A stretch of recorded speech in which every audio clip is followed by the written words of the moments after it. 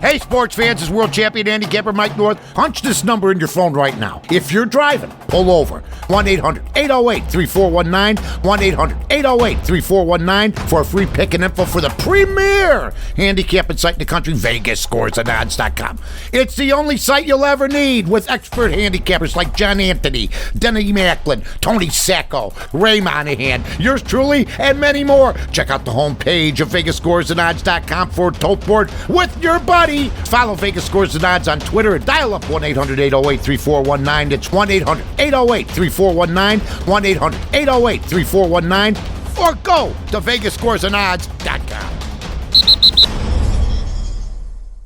The following program is suitable for all audiences.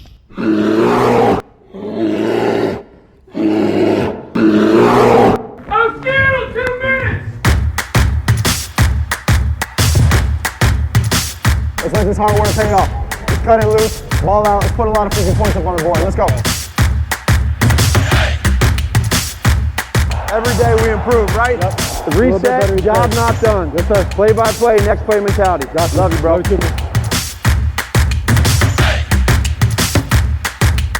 I want you to take a second to think about everything every one of you gave up to be in this position right here. I don't care what you did, you had to give something else to have this opportunity. So take advantage of it tonight. Play ball like you love it. Here we go. Come on, boy. Let's eat up, man. Get it. Like we talked about earlier this week, it's the opportunity for us to stack this game. Let's go ahead and execute. Let's be the playmakers out there. Let's go. Playmakers on three. 1, 2, 3. Playmakers. Yeah.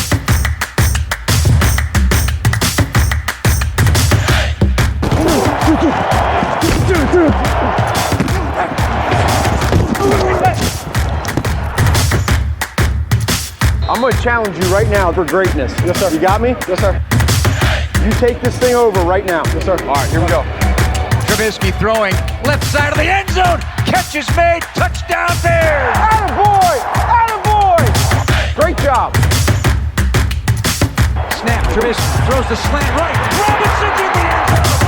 Touchdown. A well-executed drive puts the Bears in front. Come on, boys. Come out. Demo, hell of a run, bro.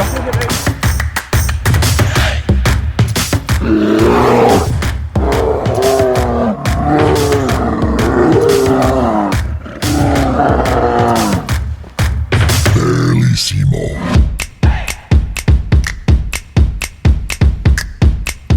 Welcome to the debut episode of Bearlissimo, the George Bayless Show. My name is Aldo Gandia. I am his sidekick. George, are you nervous? Tell me how you're feeling right now. I'm cool on the Penguins, but Aldo, how's that for cool? Yeah, obviously I'm a little bit nervous. First time on my own flying solo, but you got to do it sometime, haven't you? Got to step out the nest and see if you can fly. Yeah. So let's see if I crash. Let's see if I crash and burn, or let's see if I can fly. I can flap those wings and fly. I can assure you, the last thing you're going to do is crash and burn. Your knowledge of the Chicago Bears and of football is well known throughout the Twitterverse and on YouTube with your videos. I'm excited about partnering with you on this. I want to immediately get going here and have you kind of identify for your followers, and there's tons of people pouring into the chat room now on our Mixlr.com channel. This show is live every Tuesday at 2 p.m. Central.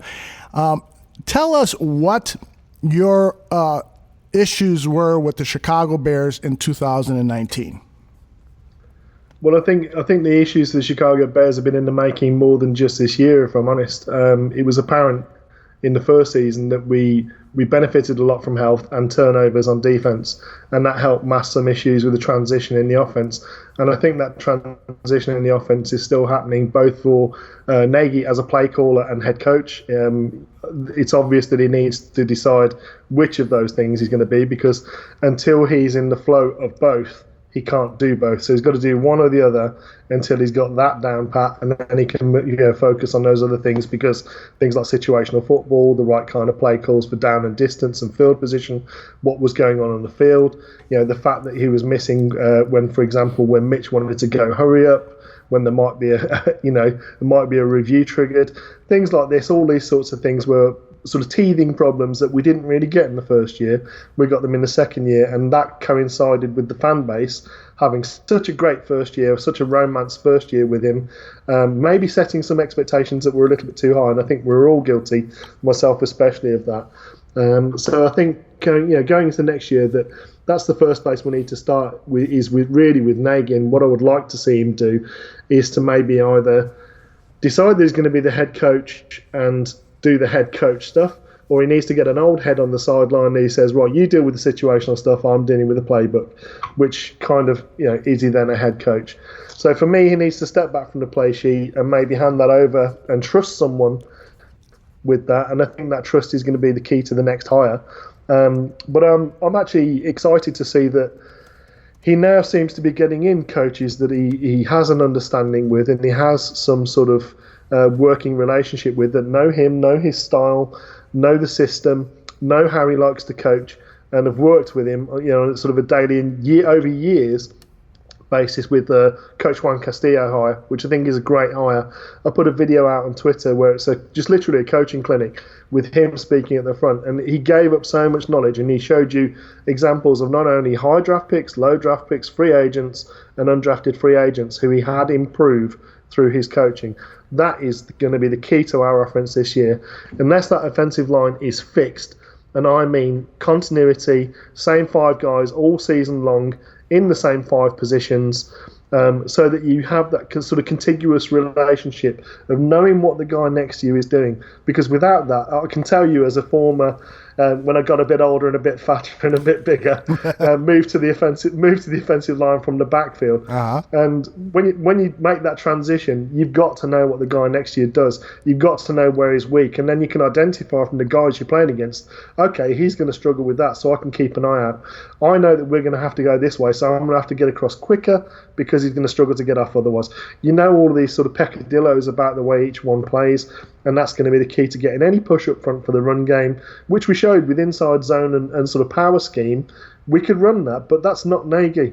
So Juan Castillo is West Coast offense, pass first, set up the run later, use situational running when it's to its advantage. He's that mindset. He's that coaching method. He's a former linebacker, believe it or not, which he goes through at length, but that's going to be interesting to see that. Obviously, tight end, we had injuries, people not being on the field, and a lack of production when they were. That's got to get fixed. Mitch, I feel, from my analysis, certainly from looking at sort of pre-snap what the defenses were showing to post-snap what they sort of rolled to or they disguised the coverage, he showed me he can make the reads. And the thing is with Mitch, the less processing he has to do, the more he can just read and react. And that's where Mitch plays best. When he has less time to think about it, when we go hurry up, he plays better. When we're in a 2-minute drill, he plays better. Get into the line fast. Let's go a bit of more of a speed offense, because that helps us as not only coaching, but it helps us, I think, tempo-wise. It helps get at Mitch out of Mitch's head, so he's not thinking too much. Yeah, should we have a 2 overall first-round pick in his 3rd going into 4th year? Should he be in that position? No, but the reason why he's in that position is because of the lack of support that he had in his first year, the lack of trust that he had in his first year, and then the issues that we've seen, obviously, with in year 1 of the system, not everybody knowing what they were doing and where they were going and where they were supposed to be, the route depth, their alignment, all these sorts of things. He was processing all of that for the whole of the offense. Now that's going to settle down in year 3 of the system. That's going to settle down. Guys are going to know where they need to line up.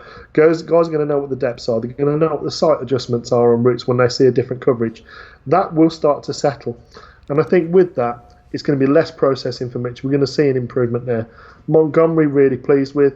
The real worrying thing for me on defense was the drop-off under Coach Pagano, a secondary specialist, in the performance of our secondary.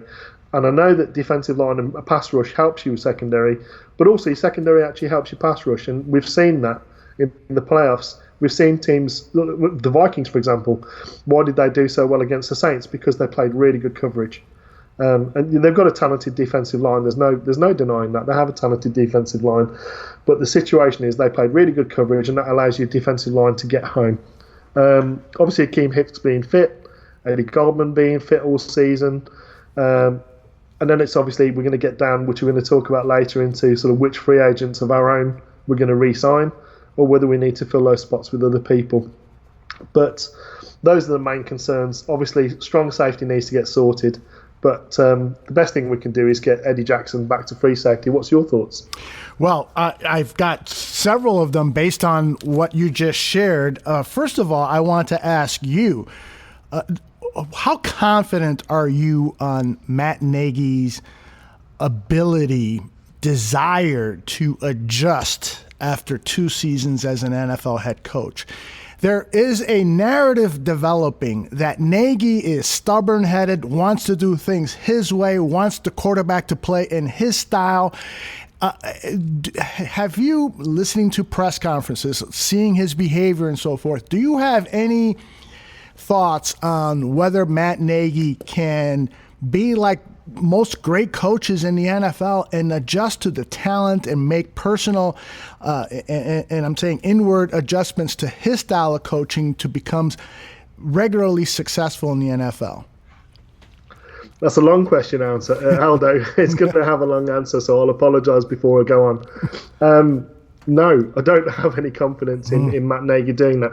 What I actually have confidence in Matt Nagy being able to do is to motivate people and to keep guys fighting hard and working hard, which is why I actually think he could be a really good head coach.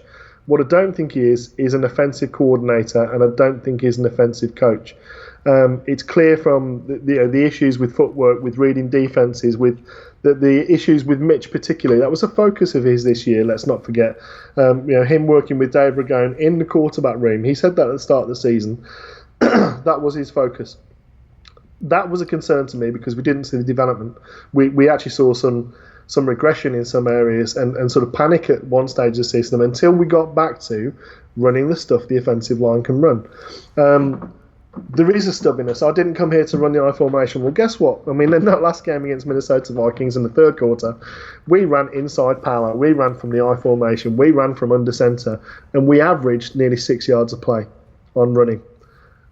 If you're not able to be cognizant to realise that you're having success at something and that you can use that then to set up other things, go as pass happy as you want once you've got the safeties committed to the box. No problem at all. Once you know you've got single coverage on the outside, by all means, chuck it deep. Let's just let it fly. Let's go, sexy Rexy Grossman. F it, I'm chucking it deep, which is the way that he used to play. But right. in all seriousness, I mean that's my main concern with Nagy is that he appears to be a better motivator than he is a coach. He appears to be a better leader of men than he is a play caller. He abandons the run far too quickly. He doesn't stick with situational football, which draft Dr. Phil has said ad nauseum, and obviously Shane has picked up. That's my main issues with Nagy, and no, I don't think I can see him changing that, if I'm honest, which is why I think that OC hire, if he is going to go with another OC, sorry, I'm just I've had an endoscopy today, so a bit of personal information. Yeah, so my throat is a little bit hoarse, but bear with me. No pun intended. Yeah, so I mean that's where I am with Coach Nagy. Is do I think he can be a great leader of men? Yes. Can he be a great head coach? Absolutely. Because the great head coaches are the ones that get everybody on the team fired up in their own way. They're the ones that know which buttons to push for each player. They don't necessarily need to be a great individual position coach to be a great head coach. You need to be able to know what to do in the right moments to get the right result. And now you need to have trust with those other coaches that they're going to get the guys in the right positions. They're going to get them coached up in the techniques. They know the scheme and what we're looking for, and they're teaching the guys that. It's not just about sort of, fundamental. That's key. You've got to have the right fundamentals, but you've got to understand why. You've got to understand what you're doing and why, where that leads into, where that fits, what happens if we don't do that. You've got to have a plan B and a plan C for every single step. And that's where he's going to have to hand off to these other coaches. Right. He can't oversee the whole lot. I think he did a little bit too much of that this year on offense, particularly, completely foregoing the defense. He needs to be a head coach, make the coaches accountable to him, let them do their jobs. They're either good enough or they're not. So it's got to be his staff. And I think we're going to see that on offense. I'm unsure as to whether we see that on defense. That's my concerns with Nagy. Excellent. Now, one of the things you talked about in your open was about Eddie Jackson and the secondary. My concern, particularly with Eddie Jackson, is that Pagano asked him to play too close to the line, and that way it nullified his greatest asset, which is playing center field. What do you think could potentially happen there? Are we going to see, particularly now that Eddie Jackson's been signed to the highest paid contract for a safety in the NFL, you got to utilize his strengths, which is go out there, play center field, and react to balls thrown anywhere in your vicinity. So free safety, the reason why free safeties get paid more than strong safeties is because strong safeties are like the defensive secondaries running backs. They're the guys that are going to come down the box, they're going to do a lot more hitting near the line, they're going to take a lot more wear and tear, and they're probably going to break down a bit quicker than the true free safeties are. The true free safeties of the world, the guy that can take away the deep ball completely, by tracking. Eddie's shown that. Eddie can turn a deep pass into 6 points the other way. Eddie can turn a baited throw in disguised coverage to 6 points the other way when he's playing the deep centre field and when he's allowed to roam that deep centre. Now, the reason why he thrived in the year that we had the stellar production was because Adrian Amos was that guy up at the line of scrimmage and hitting people, and he was a true enforcer. And that's why I think we need to go more to, rather than having sort of two deep safeties, and then you roll one up, roll one down. Yeah, I see the benefit of that because the QB isn't going to look at these guys and say, right, well, that's the free safety, that's the strong safety, they're going to alternate. Yeah, I get that. But it's not maximising your guys' skills. Right. Now, if you do it well, if you get a guy who's up at the line, it doesn't matter which guy, it doesn't matter if the QB knows it or not, you can still drop that guy back out of the box. Right. You can still drop him into coverage and have him as a robber. You can still send him on a blitz. You can still do things to trick the QB with that safety in the box. It doesn't matter. It doesn't detract from the fact that Eddie Jackson, being that deep centre fielder, is going to maximise his contract value. We don't want him to get worn down physically. We don't want him to get broken down physically. And to be honest, it's not playing to his strengths. Yeah, he's a willing tackler. Is he a forceful tackler? No. He's a solid tackler, but he's not a hitter. And the thing that he does is he sees the ball, he knows what they're going to do, he can cover any receiver one for one. We saw that. PFF's one praiseworthy tweet to the Bears this year was on Eddie Jackson on his coverage 1-to-1 with Amari Cooper. That shows the strength of his coverage. One of the best route runners in the game had him in his pocket. That's where we need to have Eddie Jackson. That's where the dollar value, that's why he got paid what he got paid. So yeah, we need to drop Eddie back. You're absolutely spot on, and yeah, drop him back, and we need to get an enforcer in the box. And we have some guys that could come back and potentially do that job, but there are some guys in free agency as well that also I think that are in that mold. So, and the thing is as well, with them being the type of guys that get worn down, the dollar value comes down. A strong safety is much easier to get in free agency than a true free safety. Mm-hmm. That's why we paid Eddie. That's why we extended him, because those guys are rare. Right. You're not going to find them, and you're really lucky. I mean, to get one in the fourth round, that's Tom Brady type value. So yeah. Tom Brady at QB in the sixth round. Finding a true free safety who takes the middle of the field away in the fourth round is that kind of value. It's ridiculous. It's very good point. Drop Eddie back. Yep. Now, one thing that you did not mention in your open and is of a concern for me, so I'd love for you to comment on, is strength and conditioning. It seemed to me that was an issue not only in 2019, but in 2018. We saw winded players. We saw players who perhaps weren't as powerful at the point of attack. I spent a lot of time at Bourbonnais over the last 2 years with Nagy as the head coach, and it seemed like the camp perhaps was not run as aggressively from a physical standpoint as prior head coaches. And I understand that there's been a move in the NFL to protect players and limit the amount of contact in practices and preseason. But do you, as an expert in the game of football, look at this team and see that there might be an issue with strength and conditioning, and that perhaps there needs to be some changes, not necessarily in personnel, the people who are responsible for those areas, but perhaps in terms of technique or philosophy? I'm not sure whether it's a strength and conditioning issue as it is a usage issue. Okay. And when I say that, it's like the strength and conditioning. The guys are in the weight room, they're doing the work.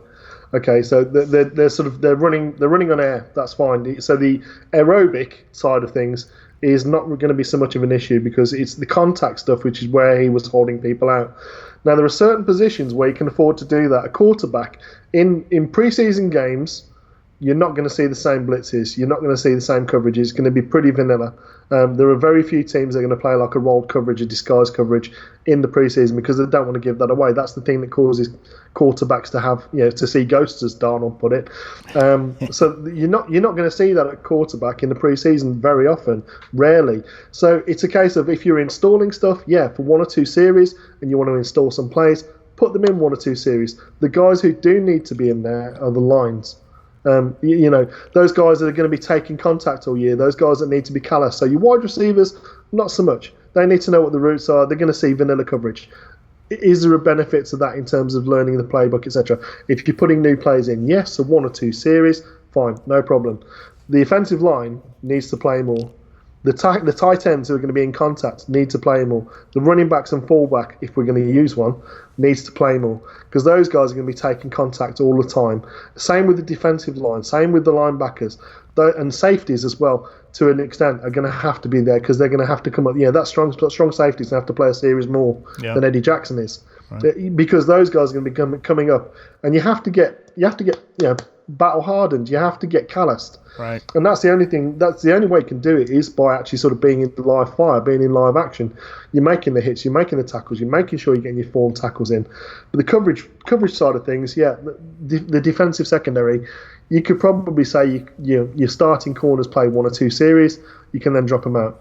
Once they've got the shoulder pads warmed up, it's probably time to, you can pull them out. But should you hold them out of preseason games altogether? Absolutely not. It's a nonsense. You've got just as much chance of your starting free safety playing Xbox at 2:00 in the morning, slipping on a pizza box and damaging his knee, as you are by playing 1 or 2 series. It's that ridiculous. You know what I mean? Yes. In Chicago, what are they going to do? Slip getting out of the car and some March ice, and they're gonna do the groin or the hamstring. Yeah. It's one of those things. It's an absolute nonsense. You can't bubble wrap people. What you can do is be sensible about usage, and that's where I think that the difference in strength and conditioning. That's where it needs to come in the usage. Heart 4803 agrees with you, and we've got lots of comments in the chat room. People congratulating you on the debut show and a new show here at Bears Barroom. His name is George Bayless, a.k.a. Bearlissimo. Brummy Bear says, congratulations. Heidi, your good friend Heidi, says that your voice is so soothing. Faith Trevino wants to know a little bit about your background and where you played football. So why don't we talk a little bit about you? George Bayless, tell us a little bit about your background. How'd you acquire all this football knowledge? And then kind of segue into what you want to do with this show over the next several weeks. Sure, yeah. So in back in 83-84 season, my older brother was 9 years older than me. I was 10 years old. So he was playing kitted American football over here, which at that time was actually a semi-pro league. So he was playing at a high level. He was a linebacker, very good at defensive, and a real student of the game defensively.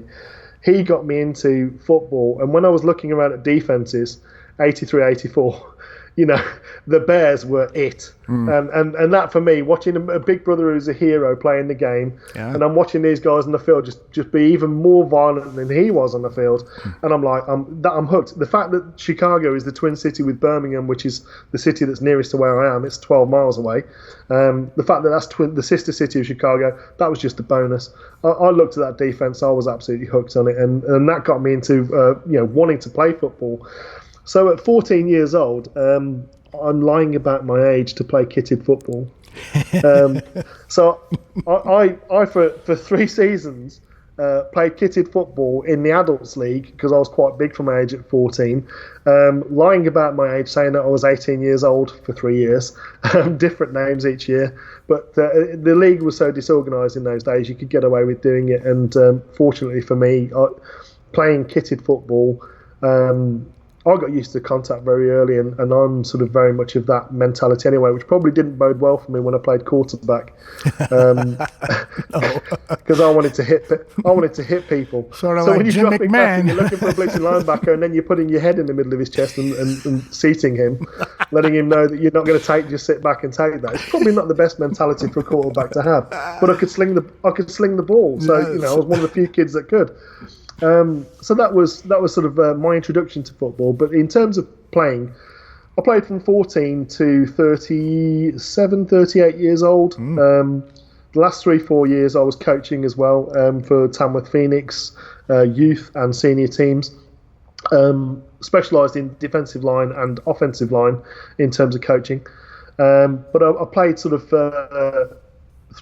about 4 or 5 years at the highest level in this country, and I played a season for the Leicester Falcons as well with a quarterback by the name of Bradley Van Pelt, the son of Brad Van Pelt, the Hall of Fame linebacker for the Giants.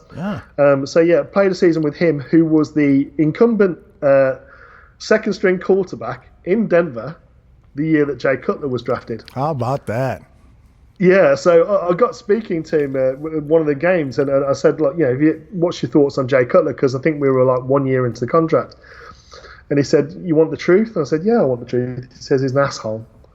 And I said, what do you mean? Where does that come from? He said, well, as the second string quarterback, my job was to bring him in and to get him up to speed with what we were doing. Jake Plummer wanted nothing to do with it because he knew he was brought to replace. So Jake Plummer wanted nothing to do with him. So it's Brad Van Pelt's job to get him in. And the first thing Jay Cutler said to him, what am I going to learn from you? How to sit on the bench. And that was the souring of that relationship. But I learned a lot from playing with Brad Van Pelt, obviously, ex-NFLer. And I've played against a current NFL player when he was a youngster, which is F.A. Abada. He's a defensive end for the Carolina Panthers. So I have played at a fairly high level. I have played some fairly good players.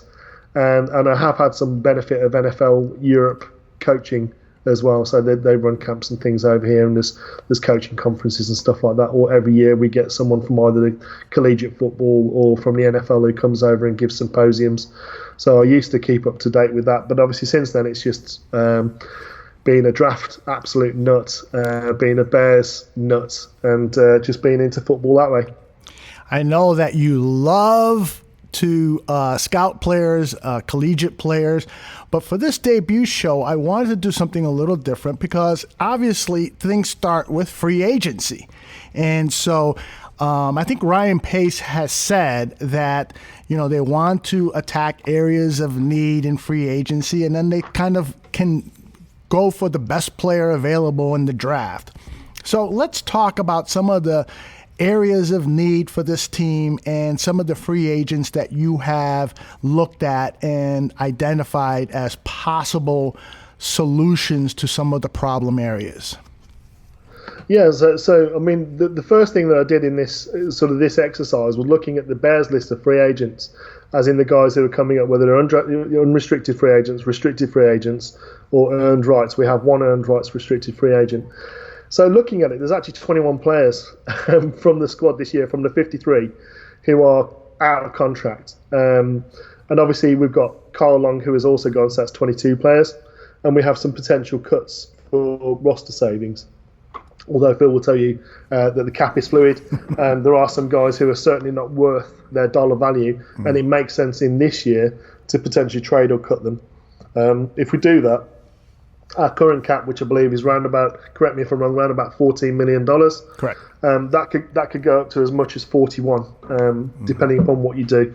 So the first job that I did was go through the list of guys, and I sort of looked at, again, their age, injury issues, whether dollar value that it would take for us to retain them would be worth us doing that, given what we've seen last year. So unfortunately, the top of the list is Danny Trevathan. And last year he earned $7 million, and I can't see him taking much of a discount because he was playing at a very high level. He is a leader on the defense. We do get a lot of benefit from him being there. He has been an absolute fantastic mentor, not only to Roquan Smith, but the other guys sitting behind him. Nick Kwiatkowski's had his best season of his career so far. Kevin Pierre-Louis got in and assimilated very quickly. I don't think, and that's not coincidental with Danny Trevathan being a good leader in that room.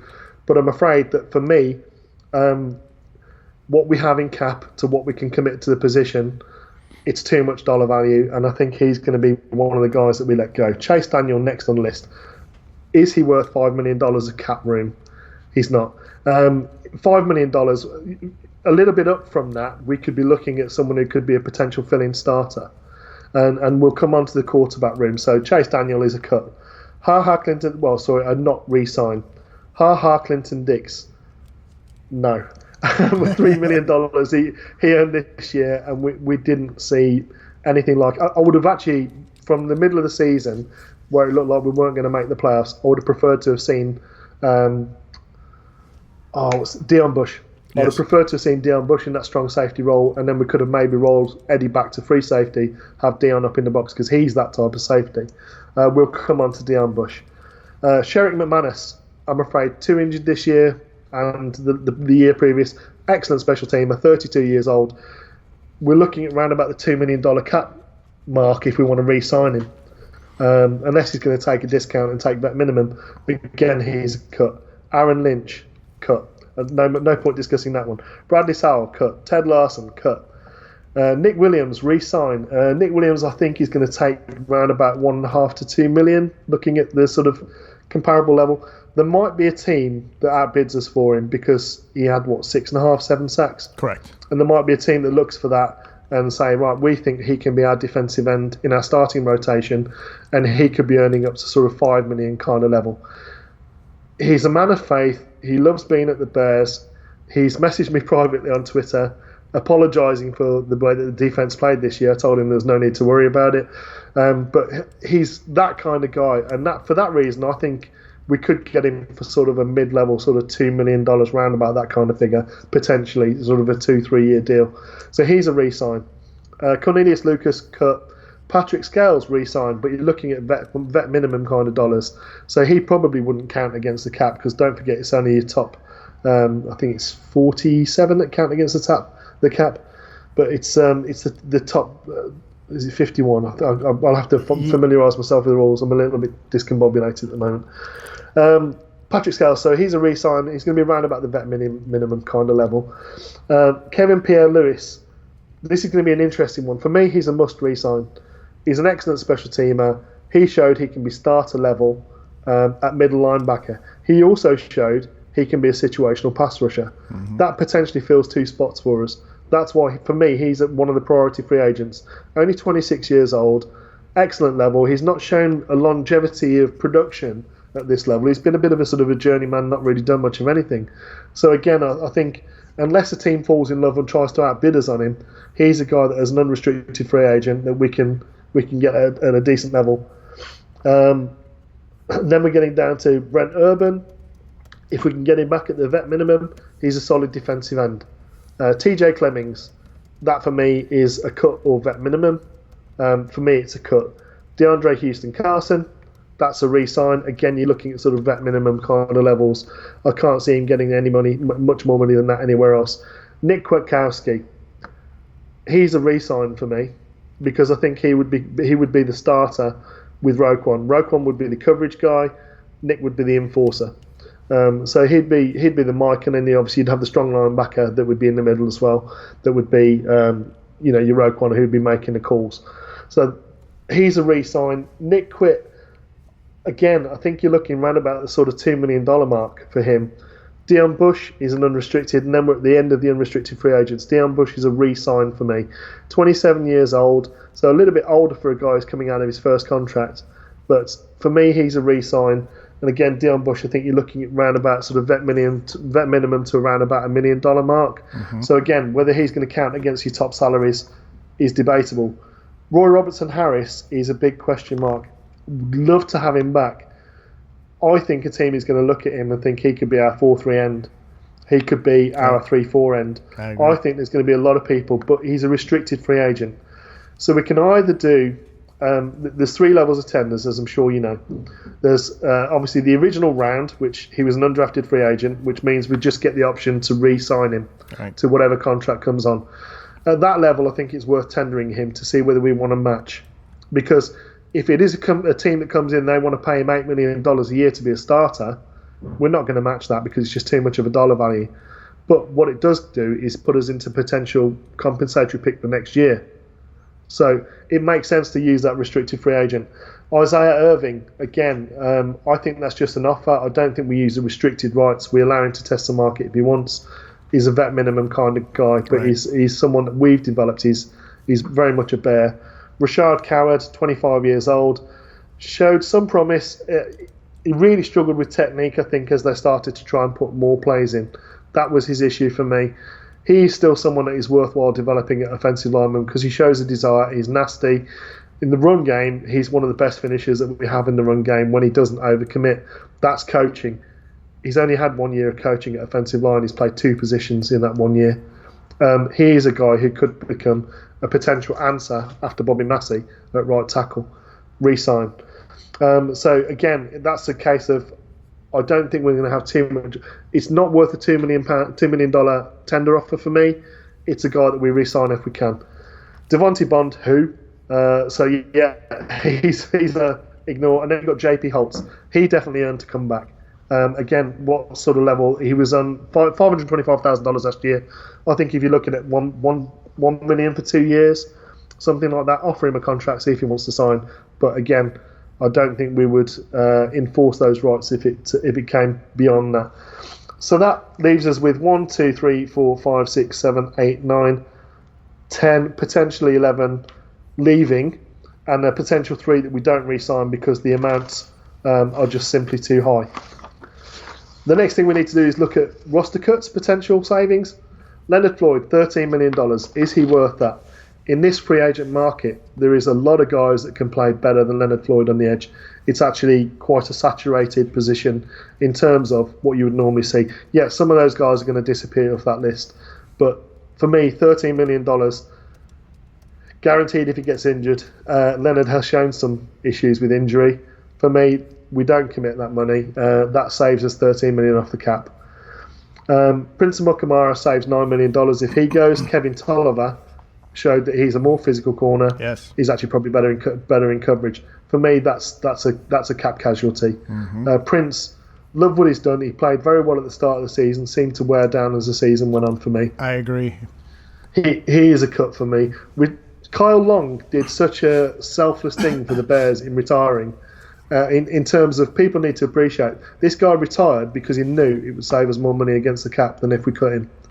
That, for me, is the ultimate selfless. That's huge. Yeah, he made the decision to step away, but he did it in a way that would help the Bears as much as possible. Thank you for pointing that out, George, because that Yeah. is another selfless act by Kyle Long, and it just shows his appreciation for the franchise and for the Chicago Bears and for his teammates.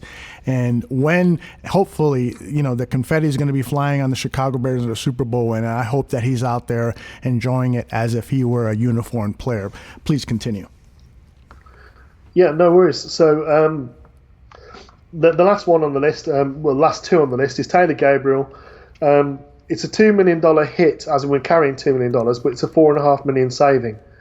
That for me is a keep if we can't get a trade for him, but that's where we look for possibly a trade out. There were some teams, I don't know if you remember last year, that were interested potentially in Taylor Gabriel.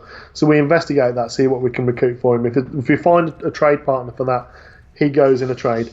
Adam Shaheen cut saving of $1.2 million.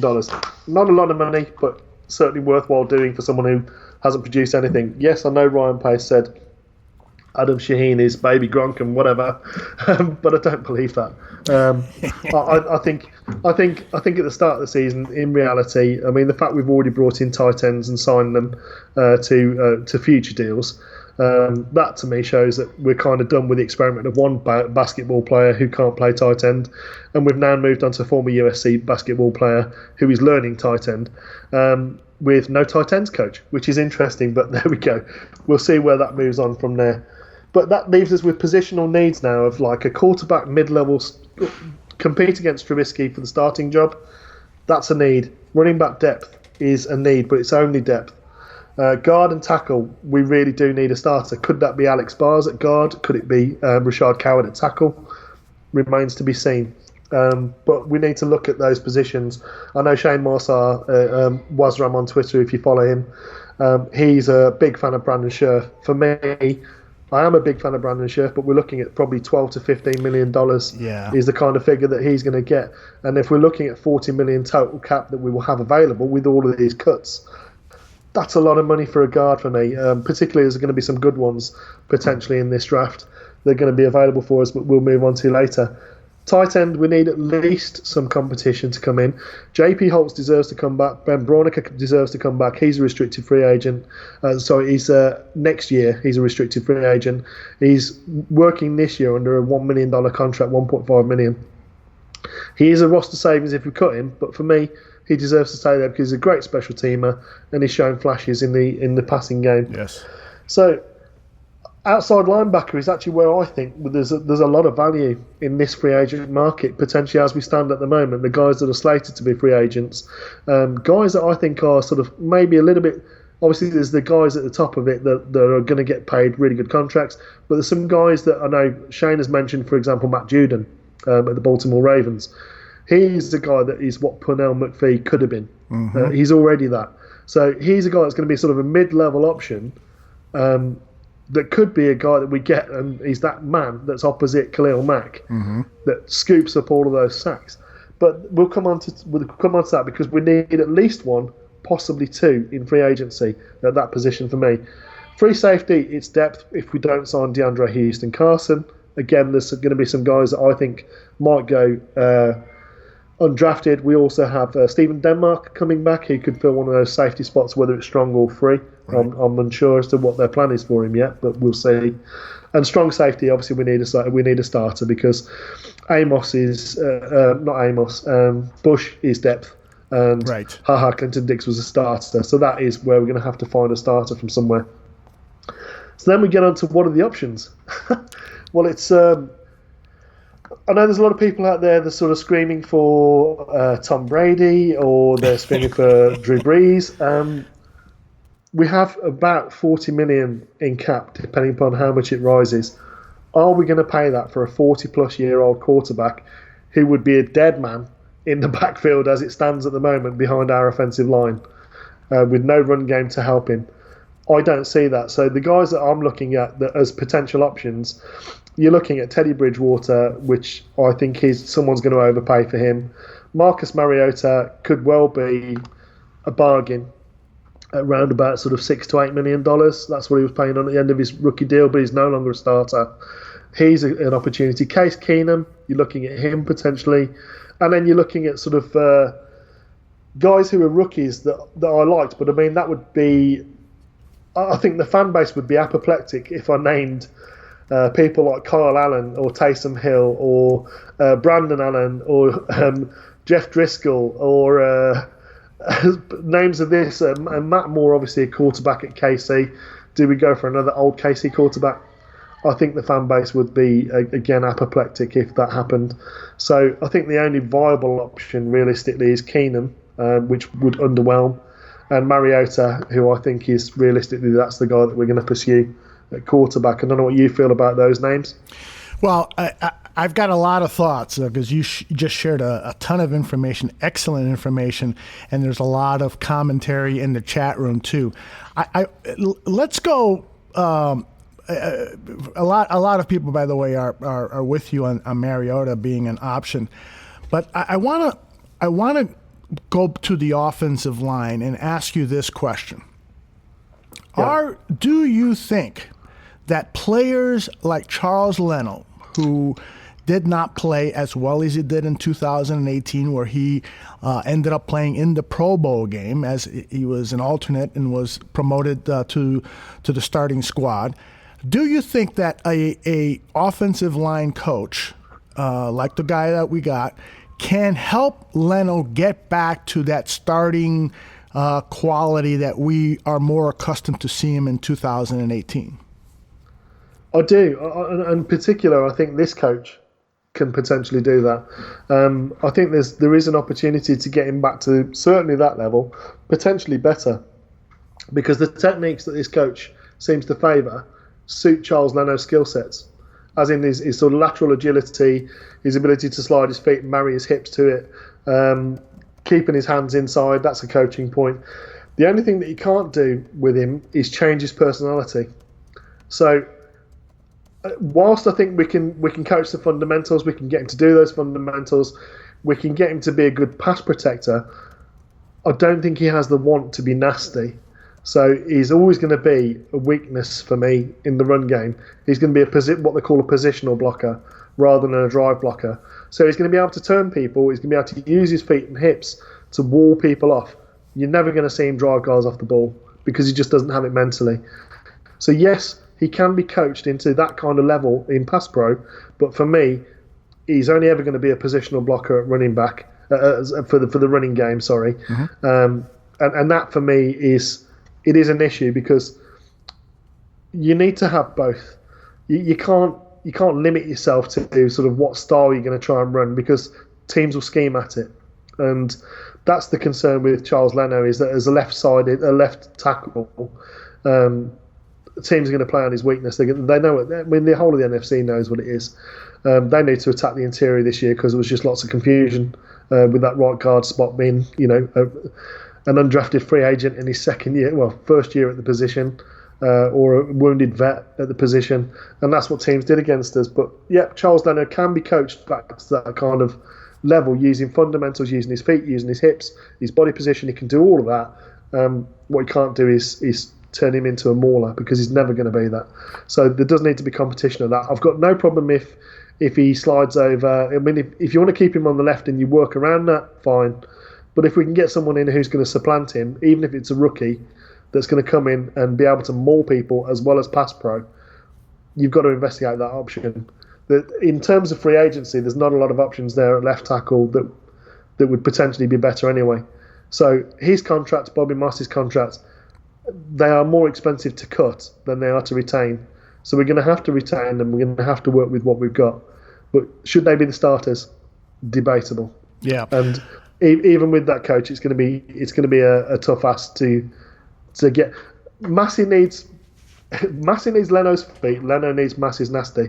Mm-hmm. And that's what we kind of need to. Right. That's what we kind of need to do on that offensive line. Right. So, given the resources available to the Chicago Bears, let's say they are able to get up to that $40-50 million salary cap space, given the draft assets available to the team, I think it's 7 draft picks. Where are you allocating the most resources? What position area are you hoping to fill with at a high level and say, okay, we're going to spend high draft capital or lots of salary cap space to this position or two because that's the greatest need? Well, that's what I wanted to investigate in this series because looking at the free agent list, there's only a certain limited number of guys that are going to be on that list, and even some of those are going to disappear because they're going to get re-signed by their current teams. So you have to look at the cap, you have to look at what the dollar value is at each position, and realistically, that's what Ryan Pace is going to have to do. He's going to have to spend his dollar wisely. And the most bang for the buck for me in this free agency is at safety and is at outside linebacker. Quarterback, debatable, but we've got to get one. So quarterback, outside linebacker, and strong safety. That's the positions I want to see as key in this free agency.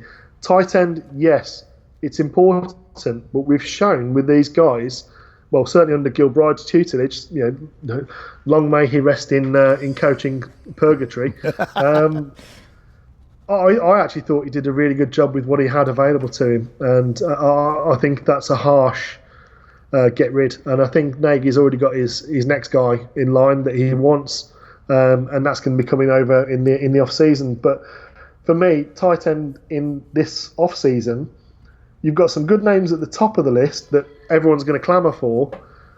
But again, the dollar value, you're going to be looking at sort of like, if you want Austin Hooper, you're going to be looking 10 to 12 million. If you want Ebron, you're looking at between 6 and 8 million. Right. If you want Henry, you're looking at 8 to 10 million. If you want Eifert, you're looking at 4 million and is an injury risk. Mm-hmm. Do we want 2 tight ends that are talented pass catchers that can't stay on the field? I'm unsure. We're already paying 7 million to Trey Burton. So then you're looking at guys like Nick Vanette or Michael Pruitt, which it makes sense actually. Michael Pruitt is a tight end that most people probably aren't going to have heard of, apart from real nerds. So if I'm losing the audience a little bit, I'll let me know. But he's a guy that if we're going to look at getting Mariota across, he's a guy that's going to be familiar to him. That Mariota, that tight end is a safety blanket. So if you get Mariota, you get Pruitt.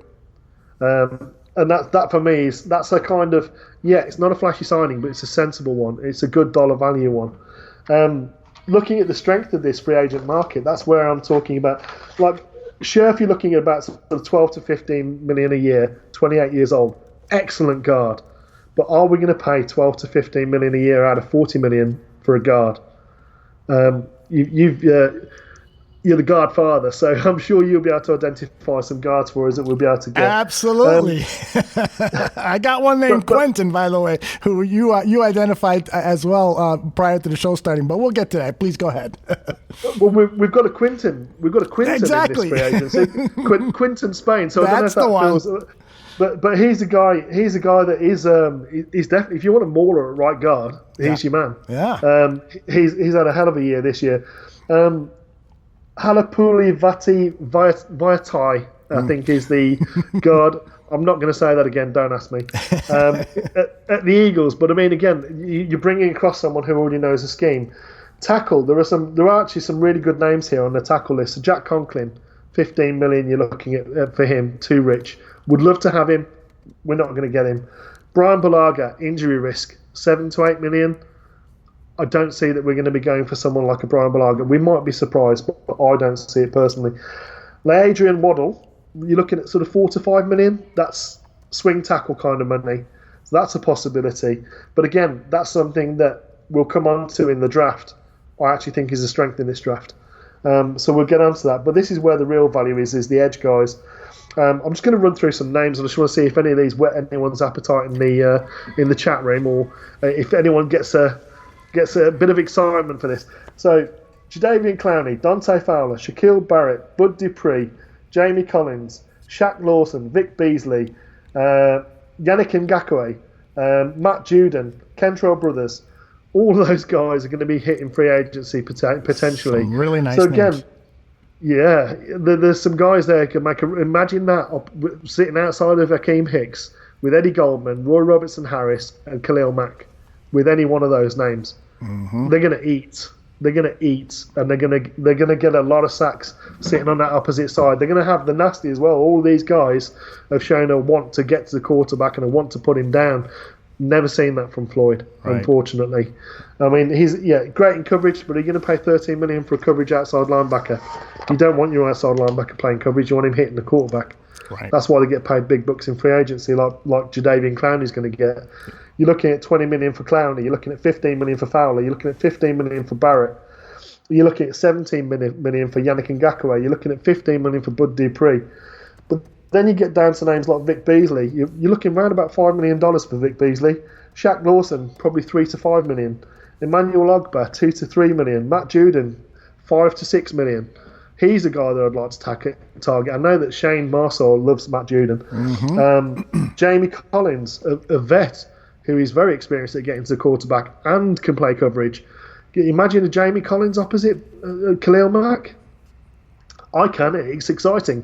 So you're looking around about $5 million for him, $5 to $7 million. Kentrell Brothers around about $2 million. Again, not a massive name, but he's a good player. Yes. So those are the guys that I'm looking. That's where the dollar amount to me seems more sensible. There's going to be at least 4 or 5 names that we need to get 2 spots filled, and we're looking at less money on those 2 spots than we are by cutting Leonard Floyd. Yes. So more production, more depth, less dollars. That makes sense to me, and I think it will make sense to Ryan Pace. So then we get on to strong safety. So the strong safety, the guys that I like here, there's a list of them. But it was a guy I wanted us to get last year, which is Trey Boston. Don't understand why it took so long to get signed, but I know he did get signed, and it was a $3 million contract, and I can see him going for that kind of. The reasons he's a year older. I don't think his value is increased from that amount. He's had a good season, but for me, him in the box is exactly the kind of guy that you want. I'm with you. There's another guy that I really like, and if anyone who's watched college football, the name Carl Joseph is going to make you think, oh my God, he's just killed that man, because that's where his strength is. If you want him to play deep centre field, he's hopeless. Yes. If you want him in those short zones, that midfield area, coming up towards the line of scrimmage, he is an enforcer. He is someone that we can, that you're looking sort of, I'm guessing 5 to 7 million, that kind of range. But you would have your starting safety. Mm-hmm. You're looking at $2 million, going up $2 million from Clinton Dix. You're looking at a player there in Carl Joseph. If he does make it out of Oakland, they might tag him. But he's an unrestricted free agent. If he does get out of Cleveland, he's 26 years old at the moment. That's the guy that I'm happy with. Trade Boston, be happy with him. And then you're getting down to names that are sort of like much less well known. There's not really. I mean, you've got Jonathan Cyprian, DJ Swearinger that are sort of further down that list. Those are guys who might be able to offer you some value. Ibrahim Campbell, if he's fit, is another name that could offer you some value. Jaron Curse, awful in coverage, but he's a guy who can come up and hit. Yes. So if that's all you want him to do, he can be that he can be that role player. And he's definitely the kind of guy that you put on special teams, and the opposition team think, oh my God, he's a huge athlete who runs really fast. He's clueless, but put him up near the line, get him hitting people. That's where his strength is. So there are some guys there that's where I'm looking at as spending the value. The list that I've come away with, and this is my sort of, these are the guys I would like to see as target. Okay. Mariota, if we can get him around about $8 million, but if not, you're looking at Keenum and the lesser known players, which would go down absolutely awfully in Chicago, I'm certain. Spencer Ware, running back from Kansas City, surplus to requirements. You're looking at vet minimum. You're looking around about $1 million a year for him. Mm-hmm. Imagine him being the third running back in this system. Mm-hmm. That sounds like good value. Eric Ebron, depending on price. Obviously, is he worth that kind of money? That's the thing. And Ebron, I would want to see at the end of free agency. I wouldn't want to see him at the start of free agency. He'd be the guy that I'd want to see at the end. So the guys that start free agency, you're looking at Mariota, you're looking at the edge guys, you're looking at the safeties. That's the guys, the three areas we target early. And then the rest of these guys are, if they're still on the shelf, their value is coming down. It gives us a better negotiating point. It also means we can point to where we're going to be going in the draft off the back of that. Based upon who's still left in free agency and who's going to be coming down. So guys are like Quinton Spain, Ladrian Waddle. Those are two guys I like on the offensive line, sort of 3 to 5 million each for those guys. So in total, with Carl Joseph will trade Boston, Vic Beasley and Matt Judon, either one of those, and for example, an Emmanuel Ogba as the second option, you'd be looking at about $7.5, $8 million for them, whereas Leonard Floyd costs you 13. That to me makes ultimate sense. Joseph or Boston, you're looking at $3 to $5 million. That's what we were paying How Clinton Dix to $2 million more. That to me makes sense. And then you can fill out obviously with what's left in free agency, but those are the guys that I want to see targeted. And those are the guys that in this draft, there are some good box safeties available in this draft. There aren't very many edge rushers. There are some really good tight ends available for a move tight end. There aren't many people that can do it all. So, but that's what we need, is a move tight end. So that kind of fits our need. But we'll come on to the draft later and the guys that I like at those positions. But for me, that's the areas I'd like to see as target. Early, we're looking at quarterback, we're looking at edge, and we're looking at safety, I believe, and then the rest of it will be filled out. Much as I would love to have Brandon Scherf, I can't see us committing that amount of cap further on the offensive line. It's a next year thing. When we can get rid of Leno or Amasi, right, that's when I think we can devote that to the offensive line, reinvest those dollars. But for this year, I think that's where we're going to have to look to bring in rookies who can start potentially. Correct. Or we're going to have to look for value when it comes later on in free agency. To see, there might be some cuts. It's something you see every single year. Someone you don't expect it gets cut, and you can pick up their contract. It's still a 5-year negotiated 5 years ago. So at the moment, it looks like good value. Right. If it's a 1-year rental on picking up that option, you do it. But that we won't know that until we see it. All right. So based upon what we do know, who is going to be out there, that's where I see us going. That's where I would like to see us going, and I hope the audience has engaged and joined in. And if you agree with me, great. And if you don't agree with me, you know where I am. Brummy Bear says, "Take a breath, George. You're going so fast."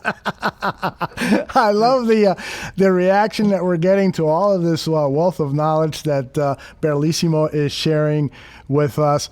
Here's where we're at. We're already at an hour, and we were talking about maybe having a 45-minute show, but that's what we do here. We give you bonus coverage of Bearlissimo's thoughts on the Chicago Bears and their offseason plans. I think that what we've done here with this debut episode is set a good foundation down for what the Chicago Bears could potentially do in free agency, talked a little bit about their strategic approach to free agency. We've got to weigh where the strengths are in the draft, where the strengths are in free agency. Know that currently we're 27th with available space cap space, but there could be room to create more cap space, but it really won't move you that far up because other teams are going to be doing the same thing. They're going to be creating further cap space too. And the $10 million in additional cap dollars, every team gets additional cap dollars. The reality of the situation is that even if you let go of guys like Leonard Floyd and so forth, you're still going to be a little below average. And that's really wishful thinking. You're going to be below average of the available cap dollars. So I think that this has got to be some wise business decisions made in free agency. But first and foremost, you need a coaching staff to improve the players that you invested money in. And so if Mitch Trubisky is going to be the starting quarterback in 2020, and I think everybody will agree that you've got to bring in competition, but if you're devoted to bringing in Mitch Trubisky as the number one quarterback, then you've got to give him the offensive line to help him succeed. You've got to give him tight ends who can catch the ball because this offense is so reliant on a pass catcher. I mean, look at the biggest difference between the Chicago Bears of 2018 and 2019. It was the production from the tight end position. Trey Burton had a career year, 60-plus catches. And this year he had, 16 catches? It's unbelievable. So there's a lot of careful thought, and over the next several weeks, George Bearlissimo will be keeping us up to date on what the options are available in free agency, and then we're going to dive in. And it's really as soon as next week, we're going to dive into some of the options available at the draft position because George has been hitting the tape, and he's got a long list of players to share information. Is that a pretty good way of looking at it? Absolutely, yeah. I mean, I think we've done free agency in terms of what our options are. It's going to be dictated by, obviously, we're still getting people declaring, people going back for their senior years in college. So next week we should have that list pretty much cemented. Those who are going to come out early as juniors are going to be known. Those who aren't are obviously going to be back. But we will definitely be at a position where we kind of know a little bit more about free agency. That's going to be interesting to watch. There are some teams that are near $100 million in cap space. So we can't compete with those guys. We're going to have to be realistic about our expectations. I know there are a lot of Mitch Trubisky haters out there, but we can't go and get a top-tier quarterback because it would just kill us on the cap. I know the cap is flexible. You can't commit that much dollars for a guy who would be running for his life behind that offensive line. I think the offensive line does get inherently better with better coaching that suits the system. Harry Histam was a great coach. Thank him for his service. He's going to get a coaching gig somewhere else. Yes, but we've now got a guy who knows this system, coaches this system, coaches the techniques that are required, knows it inside out. That is a great hire for me. It's going to be interesting to see who we get as tight ends coach. But yeah, that's where we need to look going forward now is, what are the areas of the draft that we can be, again, realistic, that we could move up from, the second round to the end of the first, if we want to go up and get someone, and if that's going to be to go up and get someone, it's probably only going to be quarterback. I don't think there's going to be anyone there, to be honest, at the end of the first round that's worth taking in the first round. I think they're going to be gone by sort of pick 15, 16. And if that's the case, you may as well wait till you're on the clock at the second round, see what trade offers you get then. But we'll come on to the draft. There are a lot of positions that have some very strong depth, and there are some guys that we could definitely get as starters in both the second, I feel, and potentially even fifth rounds. So that's where our picks are. We've got 5 of our picks in those 2 rounds. Potentially comp pick in the 4th. Remains to be seen, but there are some guys I'm sure that we can target that would either be starting potential or would certainly be quality depth once they've had a bit of coaching. Mm-hmm. Hey, before I let you go, Sunny84 has been peppering some questions your way. I want to at least get this one in. I think it's a perfect way to close the show. Sunny wants to know, which Premier League team is your favorite and why?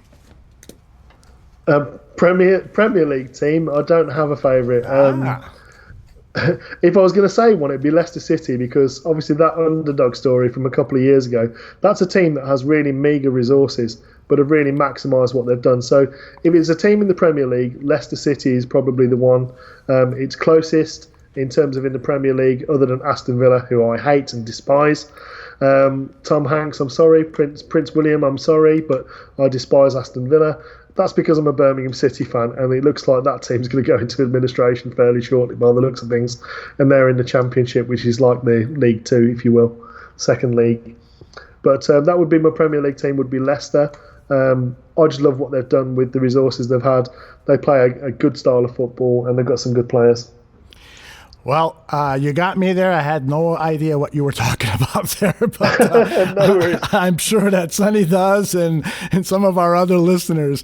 All right. No Liverpool Football Club and no Aston Villa. I'm sorry. Liverpool are very good. They're a good side. I think they could win the Premier League again, but we'll see if they can do it in the last few games. That's where they seem to choke.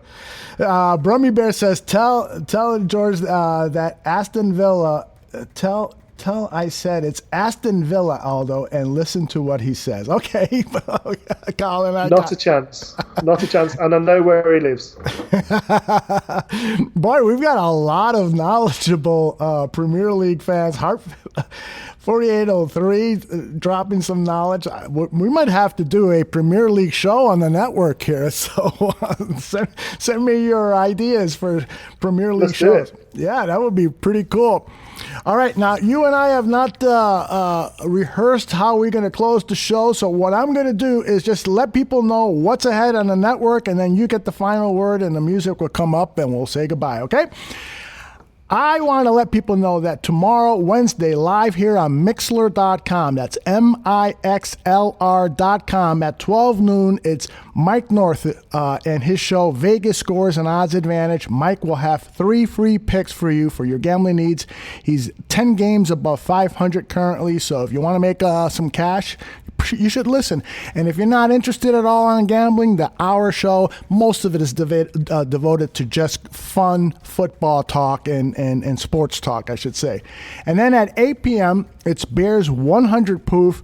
It's our premiere show here on the network. We will have lots of Chicago Bears talk, but it's also an irreverent take on all things sports.